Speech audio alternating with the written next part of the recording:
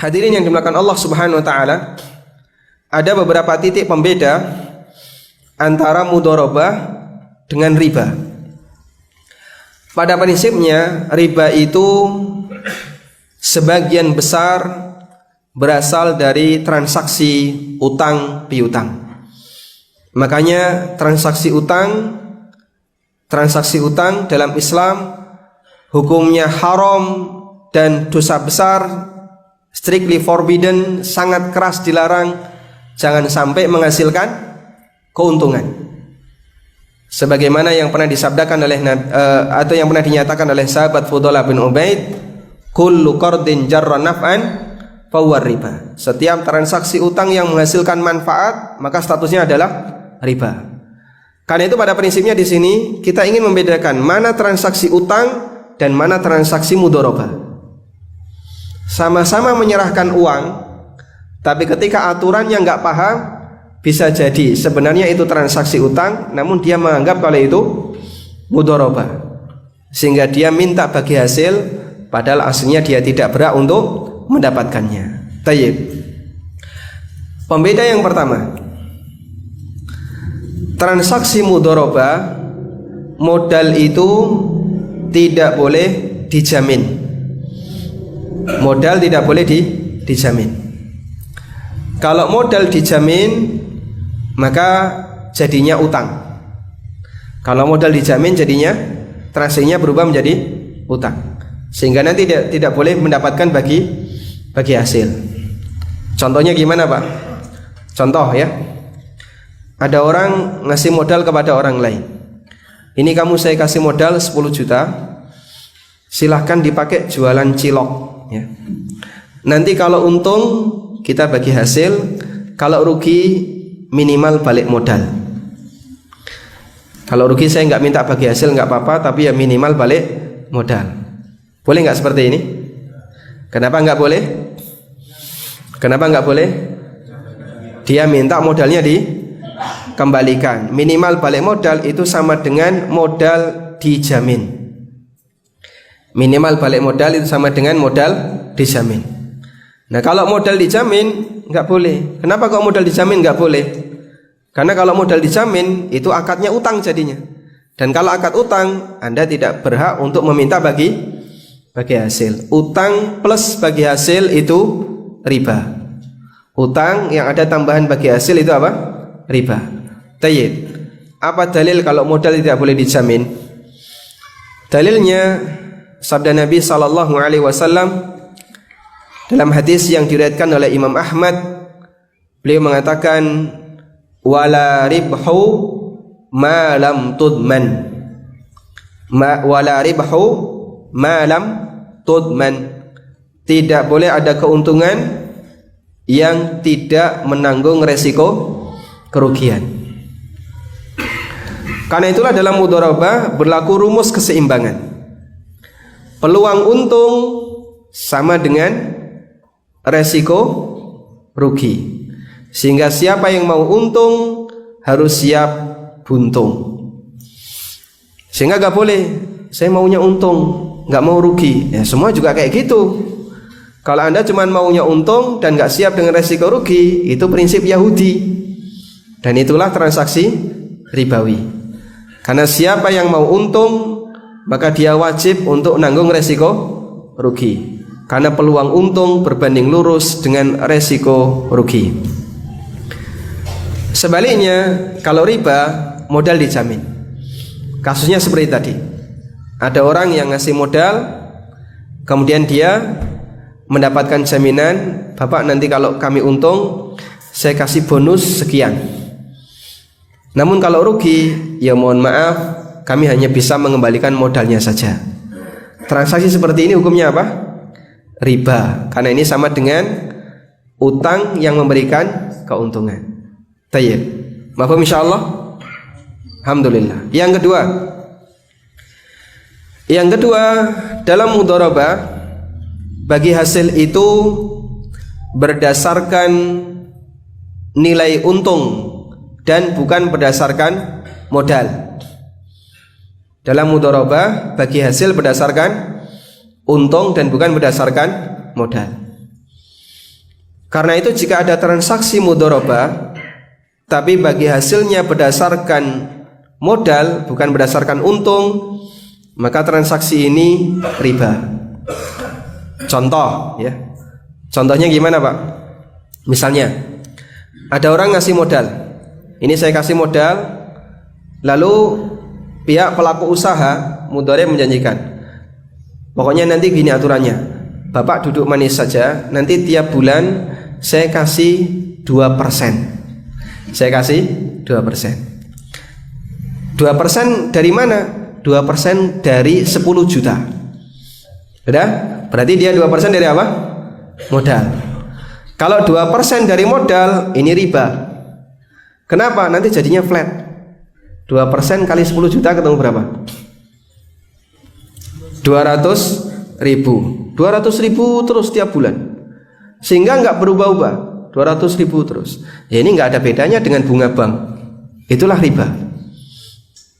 Tapi yang benar gimana? Bagi hasil itu berdasarkan keuntungan.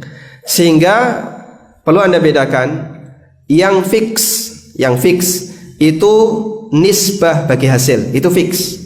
Saya dikasih berapa besok? Bapak saya kasih 40%, itu fix. Baik, setuju. Tanda tangan 40%. Nah ini boleh tidak berubah. 40% kali apa? Kali modal. Ya bangkrut kan. Sebulan langsung 40%, 3 bulan balik modal plus tambah untung. Langsung kukut usaha yang dijalankan. Dan nggak bakalan mungkin kalau kali modal nilainya besar. Pasti 40% itu kali hasil, kali untungnya. 40% dari untung. Baik, fix 40%. 40% karena kali untung, berarti nanti nilainya fix atau fluktuatif? Kenapa fluktuatif? Karena faktor kalinya fluktuatif, nggak jelas. Sehingga bisa naik, bisa turun, naik, turun ya. Tergantung dari suasana usaha yang dia jalankan. Berbeda dengan nilai yang dia dikalikan dengan modal.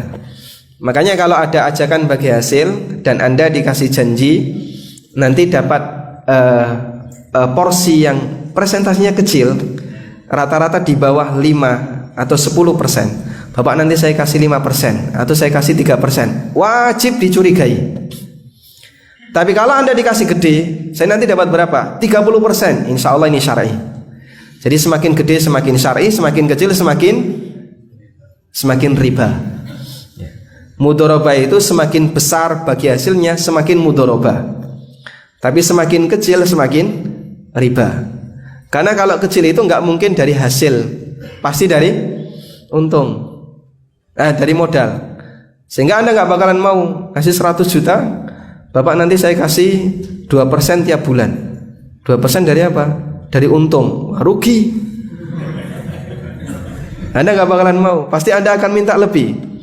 20% atau 30%. Bisa dipahami insya Allah.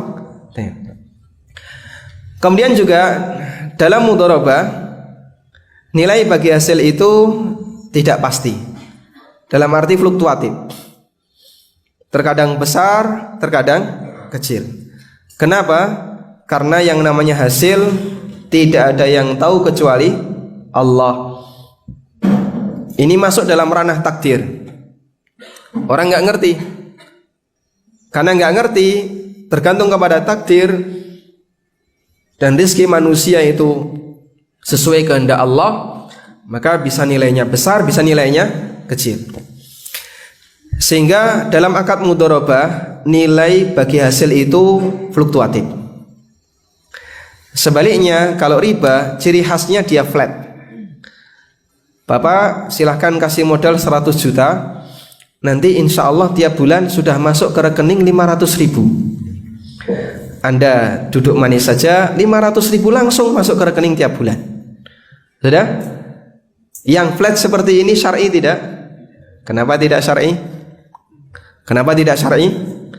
Karena dia berarti menentukan jatah tertentu dalam bagi hasil. Tayyib. Poin seperti inilah yang menjadikan transaksi kerjasama menjadi tidak syar'i alias riba. Apa dalil kalau ini dilarang?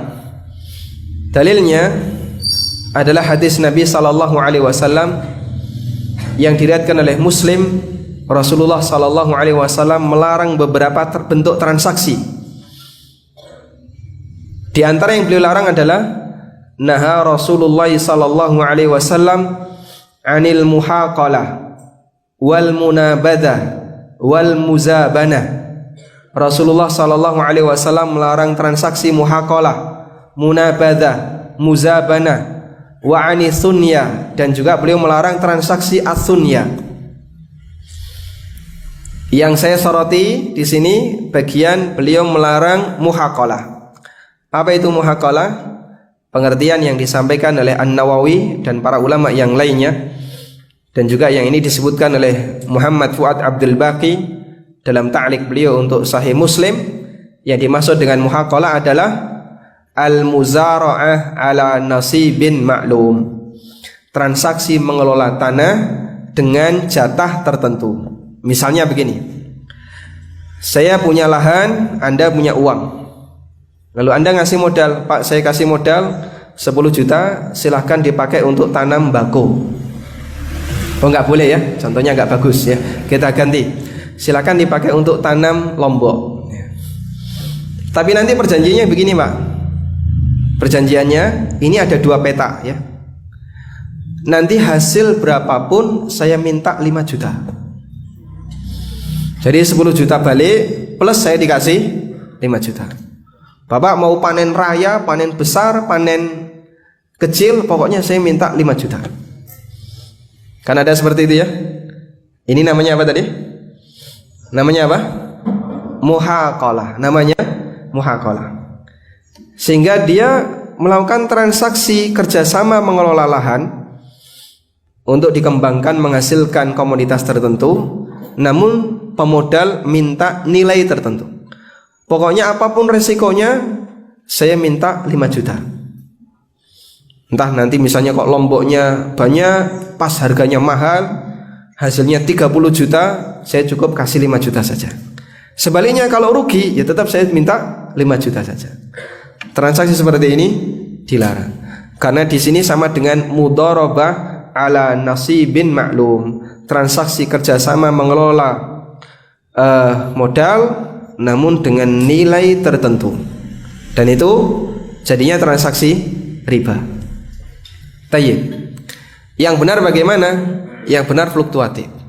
Berarti hasil biarkan. Yang fix apa tadi fix? Bagian yang fix apa? Nisbahnya, prosentase bagi hasilnya. Sehingga yang diminta di situ pemodal dikasih berapa persen, pengelola berapa persen. Pemodal misalnya 40%, pengelola 60%, atau sebaliknya. Dan angka seperti ini sifatnya teknis. Dalam arti begini, sesuai dengan kesepakatan. Islam tidak memberikan aturan baku.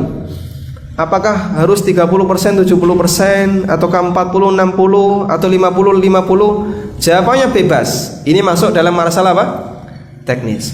Artinya kembali kepada kesepakatan masing-masing pelaku usaha.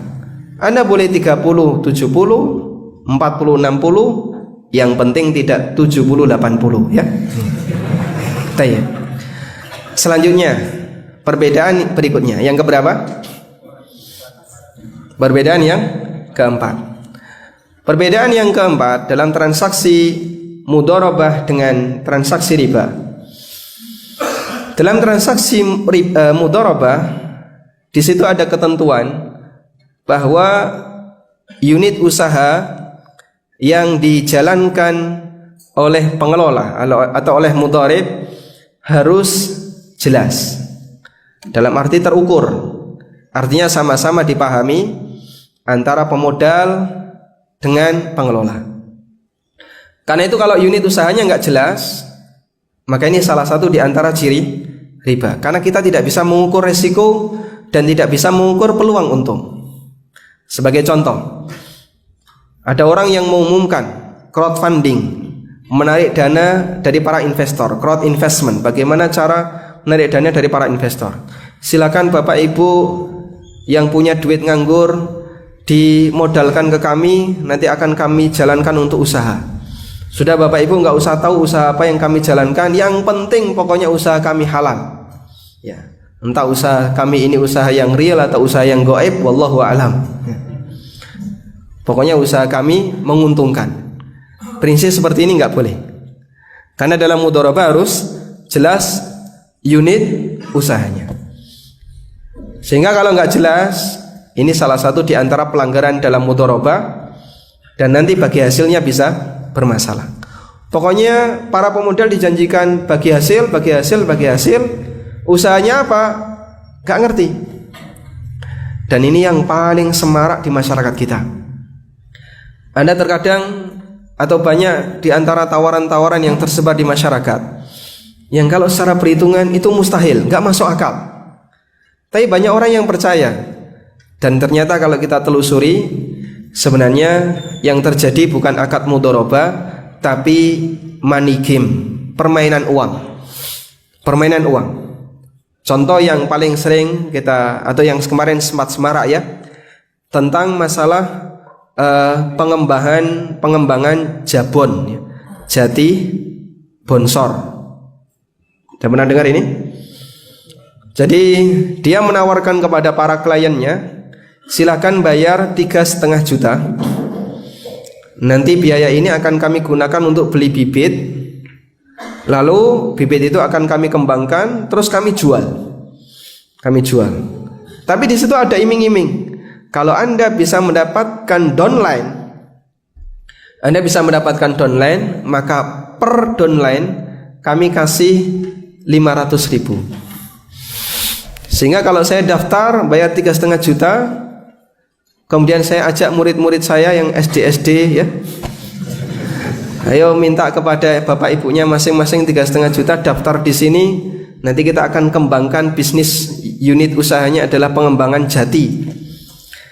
Maka 7 orang tutup modal, dan saya bisa mendapatkan hak 1 unit jati yang akan dikembangkan. Ini mudharabah bodong ya. Memang nggak ada realnya. Anda bisa bayangkan, mustahil ngajak orang sebanyak-banyaknya kemudian nanti akan dikembangkan untuk menanam jati. Di mana lahannya? Dan mana buktinya? Terus bagaimana peluang jati itu bisa bertahan hidup sampai besar? Sehingga hampir mustahil. Belum lagi kita tidak terkena biaya perawatan. Terus pokoknya wani mati 3,5 juta ya. Tanam saja 3,5 juta, nanti hasilnya bagaimana? Anda akan dapat untung nanti jadi 5 juta.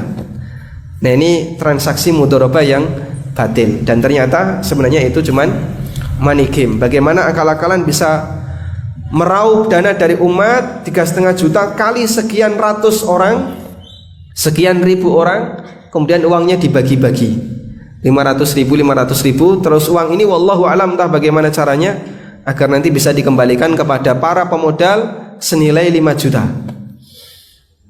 Dan peluang gagalnya besar, karena tidak ada unit usaha real yang berlaku di situ. Tayyib. Karena alasan inilah kenapa mudharabah di bank syariah belum memenuhi kriteria. Anda ketika masuk di bank syariah betul diberi edukasi terlebih dahulu oleh CS-nya ya. Oleh CS-nya di sini ada 2 pilihan produk kami, antara wadiah atau mudharabah. Kemudian dikasih presentasi yang kurang lebih hanya 15 menit, dan Anda pokoknya diminta dong radong kudu dong. Pokoknya harus paham. Singkat cerita, misalnya Anda memilih mudharabah, di situ dijanjikan akan ada bagi hasil. Pernah nggak bank bercerita, lalu kalau saya ngasih modal ini misalnya 10 juta ke bank, saya naruh duit ini 10 juta ke bank sebagai mudharabah, unit usahanya bank itu apa? Bank nggak bisa menjelaskan, karena memang mereka tidak punya usaha real. Sehingga posisi bank, dia mau mengembangkan usaha apa? Bank tidak jual beli barang, bank tidak punya usaha real. Yang bisa dilakukan oleh bank hanyalah mengalihkan dana itu kepada mudharib yang lain, kepada pengelola yang lain, dan itu pun kita tidak dapat laporannya. Makanya model seperti ini tidak memenuhi kriteria mudharabah yang syar'i. Kesimpulan ini bisa kita tarik dari penjelasan yang disampaikan oleh Ibnu Rushd. Beliau mengatakan bahwa ulama dari berbagai negeri ajma'a kullu ma nahfadhu min ahli ilmi fil amsar. Para ulama yang kami ketahui dari berbagai daerah telah sepakat bahwasanya tidak boleh dilakukan bagi hasil dalam mudharabah kecuali dengan kehadiran sahibul mal. Artinya para ulama mensyaratkan dalam mudharabah harus ada transparansi. Sehingga kalau tidak ada transparansi, maka ini mudharabah yang tidak memenuhi standar ijma' ulama sebagaimana yang tadi disampaikan oleh Ibnu Rushd. Saya betul tidak bisa memberikan dalil Al-Quran dan Sunnah, tapi Ibnu Rushd menyampaikan adanya ijma' dalam masalah ini. Dan ijma' termasuk dalil. Apa dalil kalau ijma' adalah dalil? Dalilnya firman Allah, fa in tanaza'tum fi syai'in farudduhu ila Allahi war Rasul. Kalau kalian berselisih pendapat dalam satu masalah, maka kembalikan kepada Allah dan Rasul, kembalikan kepada Al-Quran dan Sunnah. Berarti kalau tidak berselisih pendapat, itu adalah kebenaran. Mafhum? Tayyib. Karena itu berdasarkan penjelasan yang disampaikan oleh Ibnu Rushd, maka dalam transaksi mudharabah, siapa yang ingin mengembangkan usahanya kemudian dia memberikan dananya kepada seorang pengelola usaha, di situ harus ada penjelasan jenis usaha apa yang dijalankan. Dan masih banyak tawaran-tawaran seperti ini yang sebenarnya itu hanya bersifat manikim. Tayyib, saya tidak akan melebar membahas masalah gharar, karena kalau gharar nanti kajian kita butuh waktu yang panjang. Sehingga tentang manikim sebenarnya di sini bias antara posisi riba ataukah posisi gharar, dia bisa didekati dari larangan gharar dan juga bisa didekati dari larangan riba. Prinsipnya, kalau dalam transaksi yang mengatasnamakan mudharabah, tapi di situ tidak ada usaha real yang bisa dijalankan dan tidak ada usaha yang terukur di situ, maka Anda wajib untuk menghindarinya. Tayyib.